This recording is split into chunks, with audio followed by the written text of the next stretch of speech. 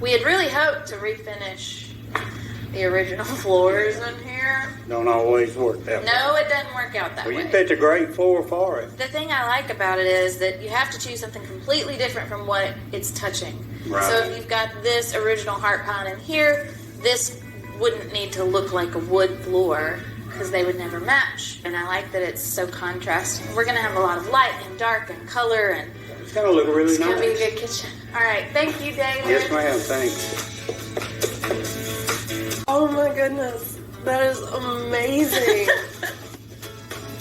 I like how this opened up. This was a wall here, right? Yeah. Just a little opening here. Everything feels so open and spacious. So I don't know if you remember, but there was some cracks in the tile in here. It's because the floor was literally caving in. What we figured out was this window was leaking. It was leaking under this window and then running under the tile floor. Wow. Totally rotted. The subfloors, the joists, and everything.